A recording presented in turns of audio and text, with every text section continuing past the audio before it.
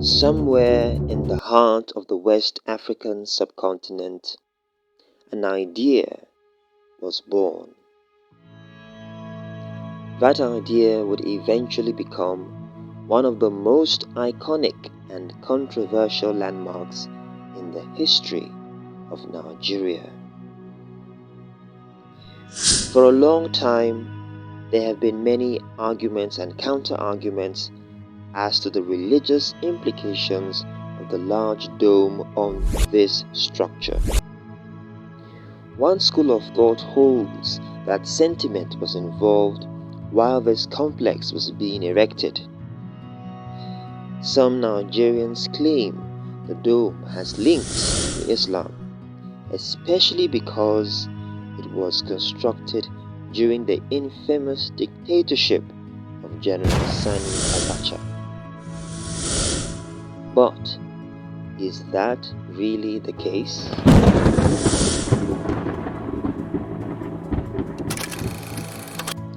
Built in 1999 at a cost of nearly $35.18 million, the National Assembly Complex project was awarded to a civil engineering firm called ITB Nigeria during the dictatorship of General Sani Abacha on February 18, 1996. It is the legislative building of the National Assembly, which is the legislative body for the Federal Republic of Nigeria.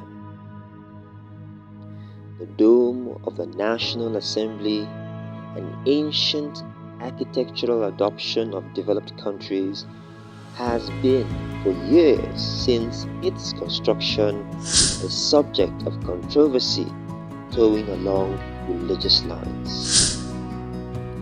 Despite the fact that atop the dome is the nation's coat of arms.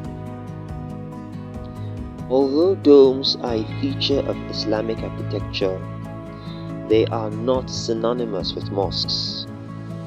In fact, it is a cardinal feature of Byzantine architecture, which is a form of early Roman architecture. That is why, till this day, most Orthodox cathedrals in Eastern Europe and the Mediterranean regions have domes. A dome has multiple advantages. Structurally, it is an efficient way of supporting a large edifice, while practically and psychologically, it focuses attention on the central part of the building. The Globe Theatre in England is a clear example of this. It is important to note that if the dome of the National Assembly complex really is of Islamic bearings, then the Maria Azomta Cathedral in Owerri should be renamed Azomta Mosque, because it also has a dome on it. Albeit the Azomta Owerri is not alone. Even the Vatican and most basilicas or cathedrals also have domes. Moreover, the Azomta is a Roman Catholic church. Therefore, it goes in line with the architectural trends in Roman history. The Capitol, which the National Assembly was modeled after, has a dome as one of the most captivating features of the building.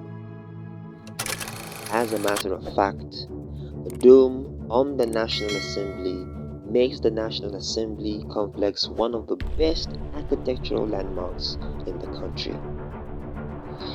It's true that some Nigerians believe that the dome of the National Assembly complex has got Islamic affiliations. However, domes have been widely adopted in many developed countries of the world for centuries.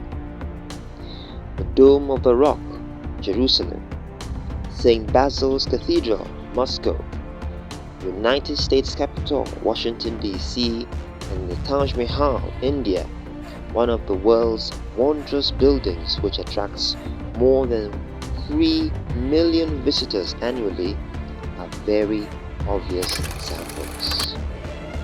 The domes are architectural works which since ancient times have always roused great admiration.